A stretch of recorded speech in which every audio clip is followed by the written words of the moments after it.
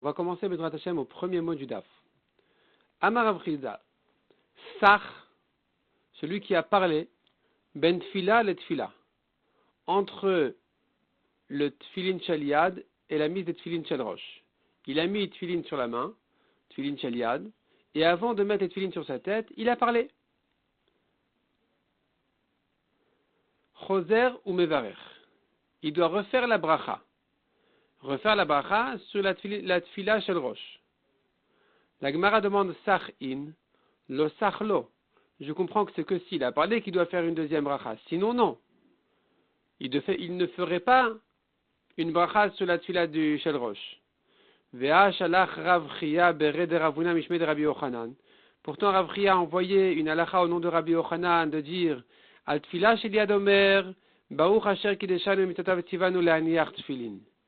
Al tfilin shel rosh omer baruch asher kideshanu b'mitzvotav v'tzivanu al mitzvat tfilin. Donc tu vois ici qu'on a une bracha pour le shel yad, une bracha pour le shel rosh. Et comment tu me dis que c'est que s'il a parlé qu'il doit faire la bracha sur le shel rosh? Répond la Gemara, Abaye et Rava d'Amre Tarvayu. Abaye et Rava, les deux, ils disent, il faut comprendre comme ça. Ce que Rav Chizda a dit, s'il a parlé, il refait la bracha, ça veut dire comme ça. L'osach mevarech achat. S'il n'a pas parlé, il aurait fait qu'une seule bracha. Sach mevarech shtaim. Et s'il a parlé, il fait deux brachot. Et c'est ça justement ce que Rav Chia nous a dit, que si il a parlé, c'est sur ça que Rav Chia nous a dit qu'il doit faire la bracha sur le shel rosh. Donc Rav Chizda a dit, s'il a parlé, il refait la bracha, il fait une bracha sur le shel rosh, et tout ce que Rav Chia a dit, qu'il fait une deuxième bracha sur le shel rosh, c'est dans le cas effectivement où il a parlé.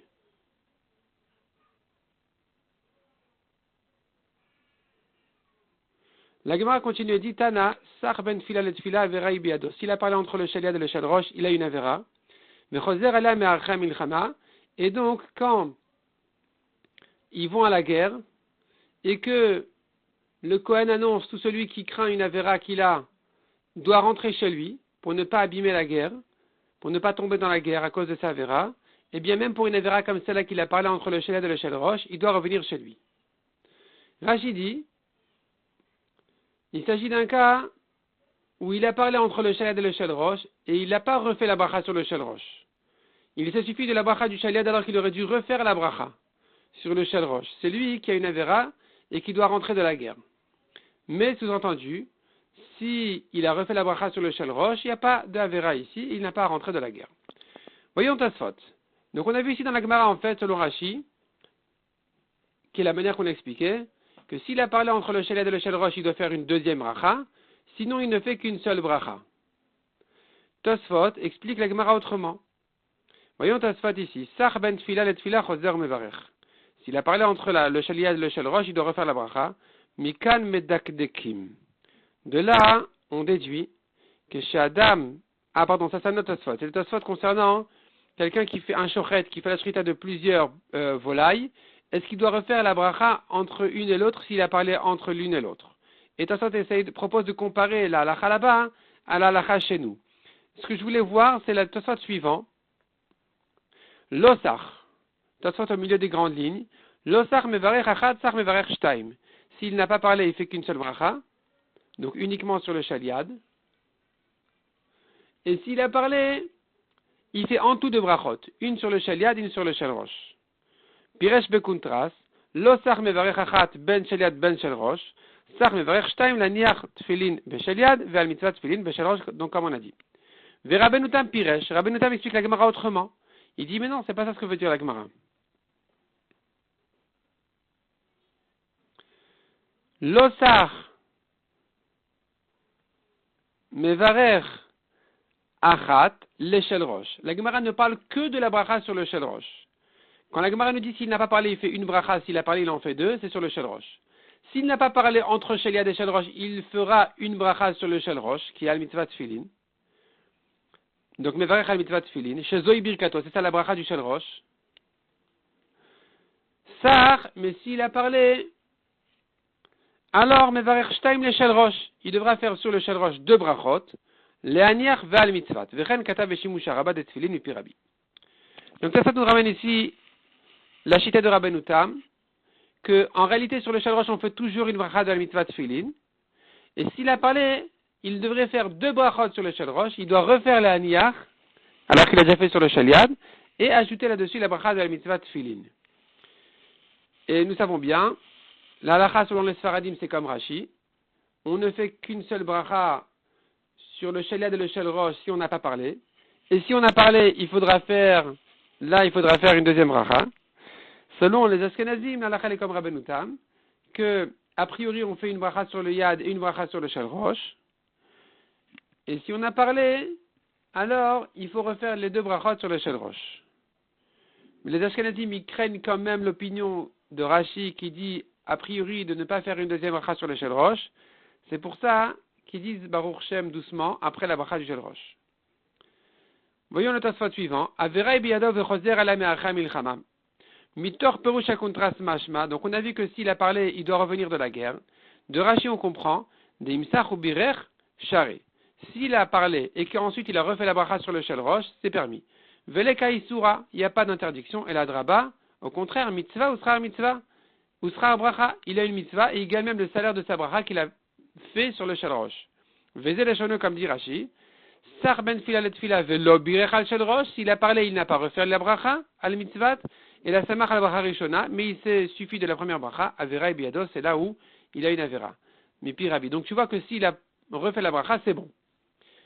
Il y a ici un Rabbi Keveger intéressant sur le Tosfot juste de Rabbeinu Tam, juste du dessus qu'on vient de voir, concernant le fait qu'il faut faire une deuxième bracha sur le shel rosh a priori, et s'il a parlé, alors il fait les 2 brachot sur le shel rosh. Le Rabbi Keveger ici sur le côté dans Gilian Hachas, il ramène, donc Tosfot Dibura Matril ve Rabbeinu Tam Piresh v'choulé, Her'ali chacham echan, on m'a montré, dit le Rabbi Keveger, il y a un chacham qui m'a montré, shekan meforash be'eder ve midrash tanchuma ve parashat bo, que le Midrash Tanchuma dit clairement dans Parashat Bo comme Rabbeinu Tam, c'est-à-dire qu'on fait a priori une bracha sur le shel yad et une deuxième sur le shel rosh, et si on a parlé, il faut faire les 2 brachot, il faut refaire les 2 brachot sur le shel rosh. Maintenant, pourquoi on fait sur le shel yad le haniyach et sur le shel rosh al mitzvat? Rashi explique, voyons Rashi tout en haut, Rashi en haut à droite, à la deuxième ligne, le haniyach de beshel yad matril le haniyach, mitzvat filin d'arshav gomer et mitzvah.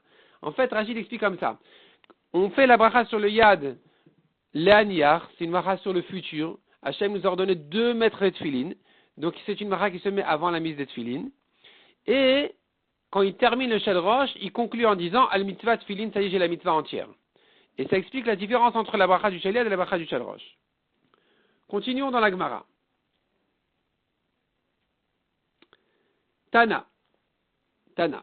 Nous avons une braïta qui dit que Sheu maniach, quand il met les tefilin, maniach shel yad v'achakach maniach shel rosh. Il met d'abord le shel yad et ensuite il met le shel rosh. Donc chez cholet quand il enlève, c'est le contraire. Cholet shel rosh v'achakach cholet shel yad. D'abord il enlève le shel rosh et ensuite le shel yad. Demande à Gemara, je comprends en bishlama que sheu maniach shel yad v'achakach maniach shel rosh. Je comprends pourquoi quand il met, il commence par la main et ensuite la tête. Pourquoi? Dirtiv ukshartam leot el yadecha. La Torah dit tu les attacheras comme signe sur ta main. Ve'adar, puis ensuite dit le pasuk vayu le totafot ve'yanecha. Ils seront comme tefilin entre tes yeux. Donc on commence par la main. Et la kshu cholet, mais quand il enlève le tefilin, tu me dis il doit enlever d'abord le shel rosh. Cholet shel rosh v'achaka cholet shel yad. Menalan, d'où on apprend ça? Amar Rabba, Ravuna asberali. Rabba dit, Ravuna m'a expliqué cette chose-là. Donc Rabba ramène ici un enseignement de Ravuna. Tosfot dit que c'est bien Rabba qui parle et pas Rava. Parce que Rava n'a jamais rencontré Ravuna. Rava ramène Tosfot une Gemara qui dit que Rava est né le jour où Rav Yehuda est niftar. Le jour où Rav Yehuda est niftar, Rava est né. Or Rav Yehuda, il est niftar après Ravuna. Puisque quand Rav Yehuda est niftar, on a dit dans le Hesped qu'il n'y a plus personne au niveau de Rav Yehuda.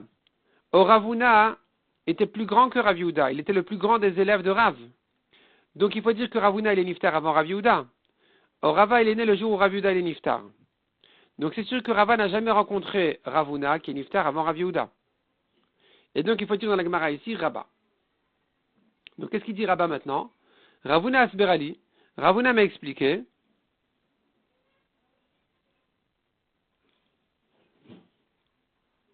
Amar Kra. Ve'ayu le totafot benenecha. Le pasuk dit sur les tefilines de la tête, ve'ayu, et ils seront les totafot benenecha, comme tefilines sur tes yeux. Et donc, tu comprends de la kolzman chez benenecha yushtaim. Pourquoi c'est écrit au pluriel? Sur le sheliad, c'est écrit au singulier, ve'aya leot eliadecha. C'est un signe sur ta main. Et sur le shelrosh, c'est écrit au pluriel, parce que tant que tu as les tefilines sur la tête, ils doivent être deux. On ne peut jamais mettre sur la tête sans mettre sur la main.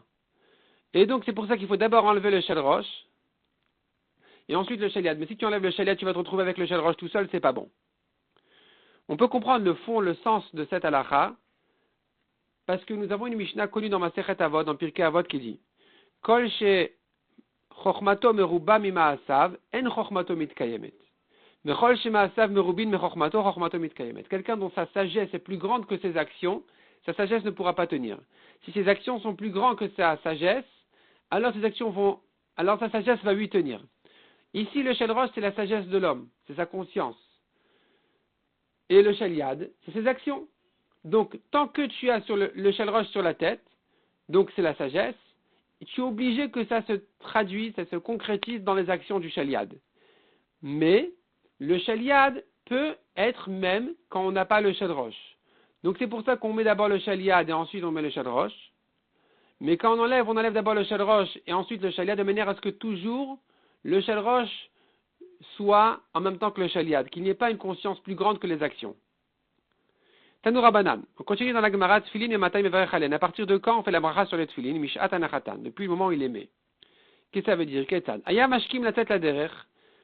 Un homme qui devait se lever très tôt pour prendre le chemin, avant le matin, dans la nuit encore, ou mitiare, mais il craint que s'il tient les Tfilin dans sa main, il risque de les perdre. Shema Yovdu. Manichan, donc il met les tefilines sur lui, il porte les tefilines, mais il ne fait pas la bracha encore parce que ce n'est pas encore l'heure de la bracha. Donc chez Giazmanan, et quand va arriver l'heure des tefilines, mais Mashmesh Ben, il les touche, il les tripote un peu, ou Mevarech Alen, et il refait la bracha dessus. Tosfot apprend de là qu'il en est de même pour les titites. Voyons Tosfot.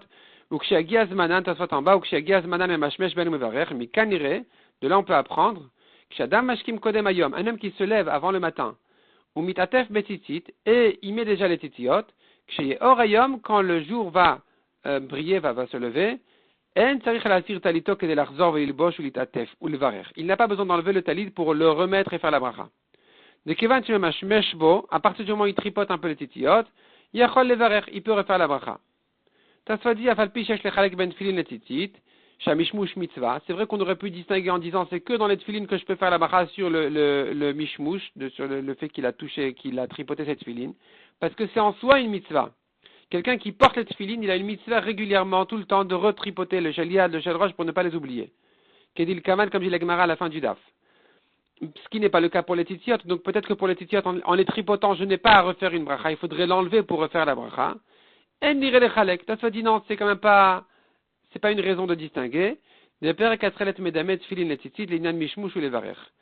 Mais puis Rabbi, la Gemara dit clairement, elle compare tzitzit et tfilin concernant la bracha sur le mishmush. Donc tu vois bien que dans le tzitzit aussi c'est valable de dire, il n'a pas besoin d'enlever les tzitziot, il peut les tripoter et faire la bracha dessus.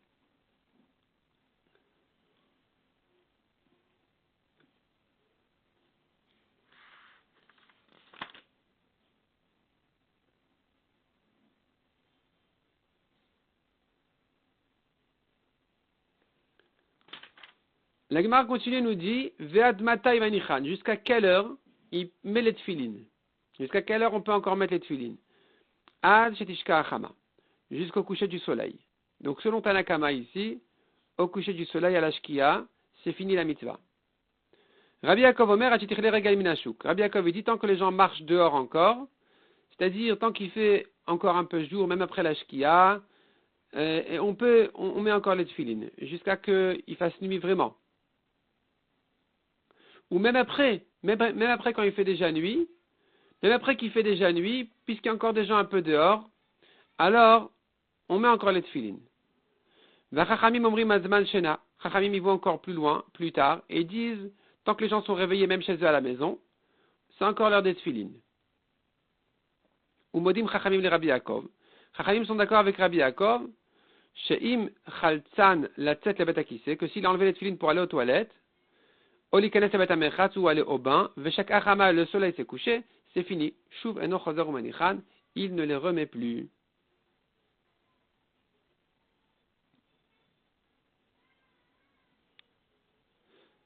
Il y a ici une petite correction. C'est pas que Chachamim sont d'accord avec Rabbi Yaakov. C'est que Chachamim et Rabbi Yaakov, les deux, qui ont donné des horaires après la Shkia, ils sont d'accord avec Tanakama qui a dit de les enlever à la Shkia. Donc, et Rabbi Yaakov qui a dit tant qu'il y a des gens dehors, et Chachamim qui ont dit tant qu'il est réveillé, c'est encore l'heure, ils sont les deux d'accord que s'il les a enlevés, il les remet pas après la Shkia. Ils sont d'accord avec Tanakama. Donc, Shuv eno choser u'manichan, il ne les remet plus. Amar Rav Nachman alakha ki Rabbi Yaakov. Rav Nachman vient trancher l'alakha comme Rabbi Yaakov, qui a dit en fait que tant que les gens tournent encore dehors, c'est encore l'heure. Rav Chizda ve Rabba Baravuna, matlubo beurta. Il faisait tfilat arvit avec les tfilin encore, comme Rabbi Yaakov qui dit que même quand il fait déjà nuit, tant qu'il y a des gens dehors, on peut encore mettre les tfilin. On peut encore garder les tfilin. Ika d'Amre, il y en a qui disent En alakha ki Rabbi Yaakov. L'alakha n'est pas comme Rabbi Yaakov qui dit qu'on peut garder les tefilines tant qu'il y a des gens dehors. Demande la Gemara vers Rav Chizda, on tourne la page. Vers Rav Chizda, vers Rabba Baravuna, matlubo beurta. Pourtant, on vient de dire que Rav Chizda et Rabba Baravuna, ils faisaient tfilat arvit avec les tefilines. Et donc, comment ça s'arrange avec ce que tu me dis que l'alakha n'est pas comme Rabbi Yaakov? Alors, qu'est-ce que tu vas me dire? Elle n'est pas comme Rabbi Yaakov. Elle est encore plus tard, elle est comme les Chachamim qui disent que tant qu'il est réveillé, même à la maison, il peut encore mettre les tefilines. Tosfot dit non. Quand on a dit que la halakha n'est pas comme Rabbi Yaakov, on veut dire par là qu'elle est comme Tanakama. Voyons Tosfot ici en haut à droite.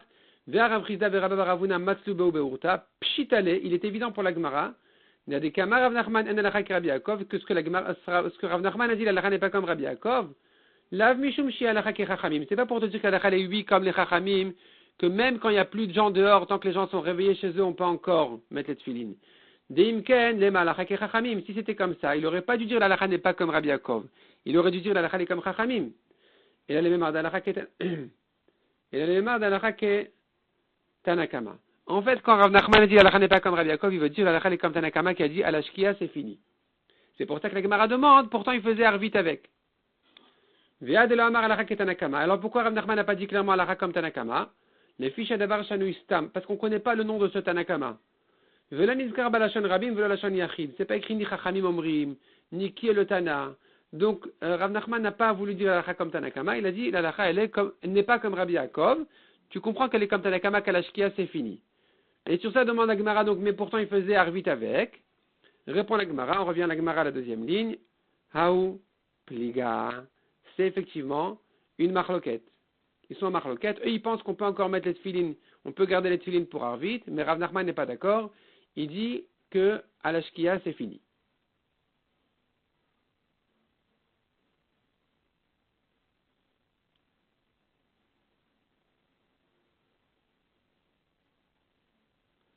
Bon, la Gemara continue.